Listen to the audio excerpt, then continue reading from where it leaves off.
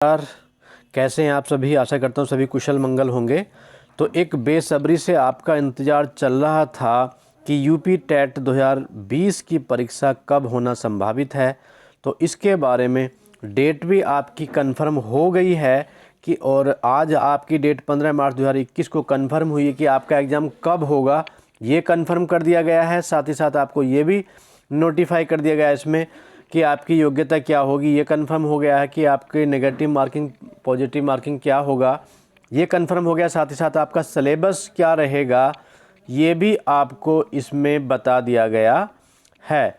तो सिलेबस क्या होगा, पेपर किस प्रकार से देना होगा, पेपर की नेचर क्या होगी, ये सारी जानकारी अगर आप चाहते हैं और आप यूपी टेट 2020-21 की तैयारी में लगे हुए हैं दोस्तों, तो ये वीडियो आपके लिए है, सिर्फ आपके लिए। तो वीडियो को पूरा देख लें, ठीक है। और कैरियर प्लस को अगर आप वास्तव में अपनी पूरी तैयारी करना चाहते हैं, यूपी टेट को आप टॉपिक वाइज तैयार करना चाहते हैं और आपका उद्देश्य है 120 प्लस मार्क्स, ये आपने टारगेट फिक्स किया हो, तो भाई हमारे चैनल को ज़रूर सब्सक्राइब कर लें, ठीक है। क्योंकि हम लोग तैयारी करा रहे हैं 120 प्लस मार्क्स लाने की। चलिएगा मैं बताता हूँ आज आपका 15 मार्च 2021 को नोटिफिकेशन में क्या क्या आया है। चलिए, तो देखिए, उत्तर प्रदेश सरकार की तरफ से ये नोटिफिकेशन जारी हुआ।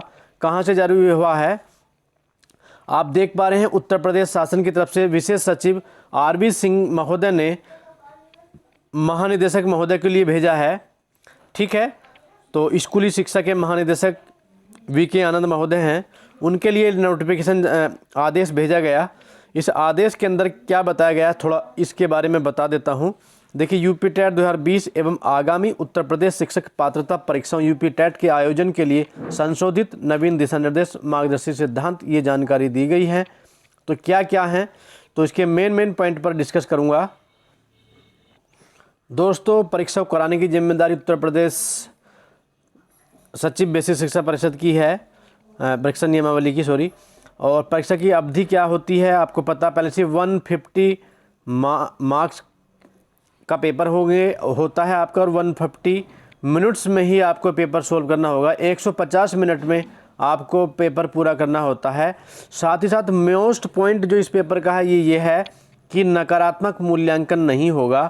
कुछ लोगों ने अफवाहें फैला दी हैं कि इस बार नेगेटिव मार्किंग होगी। तो दोस्तों कंफर्म है कि आपका नेगेटिव मार्किंग नहीं होगा, ठीक है।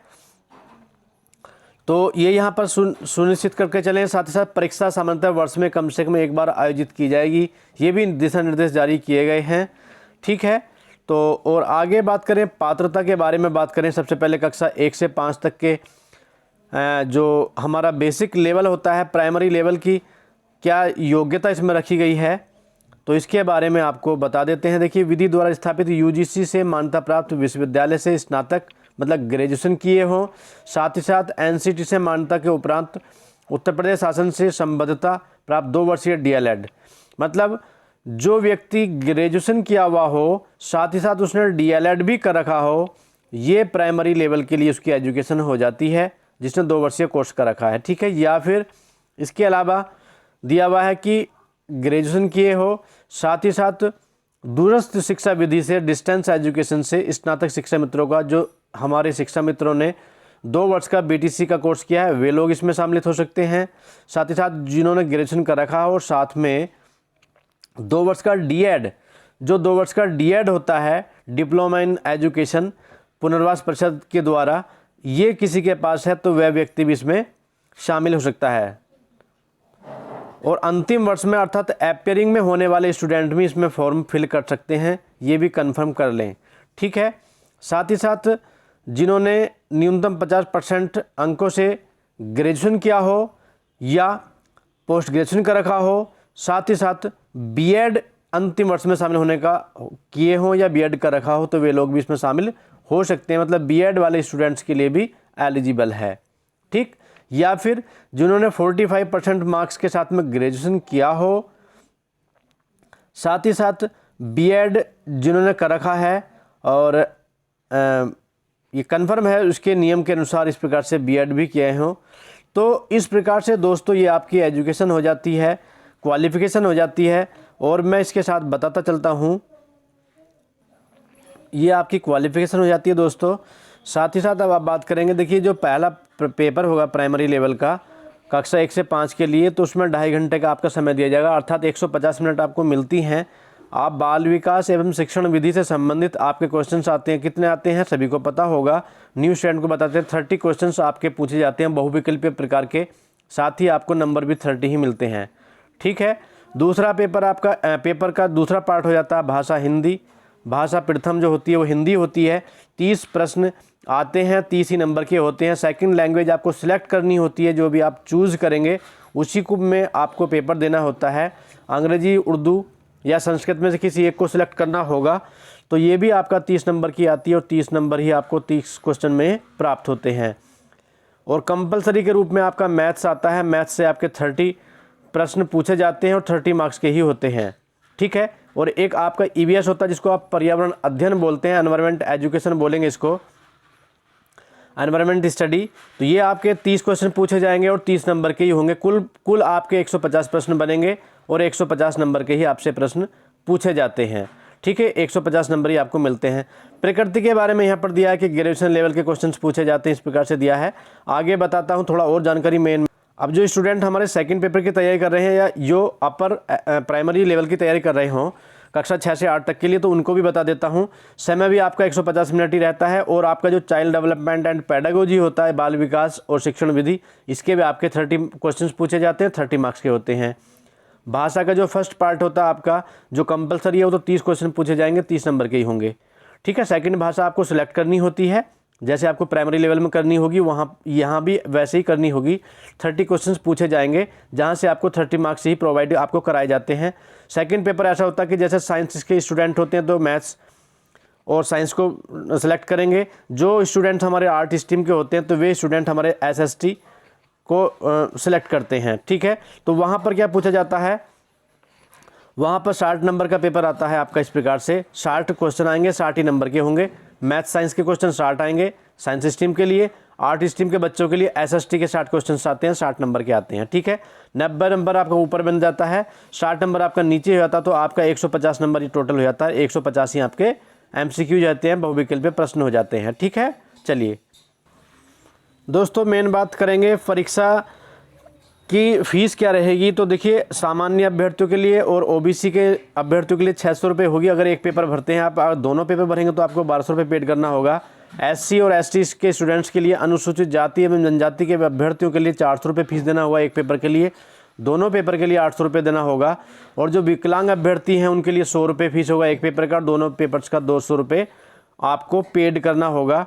ठीक है, तो आप समय रहते हुए, मेरा आप सभी स्टूडेंट से निवेदन होगा, समय रहते अपना फार्म को फिल करें, जैसे ही आपको सूचना मिल जाती है और आप अपनी तैयारी में लगे।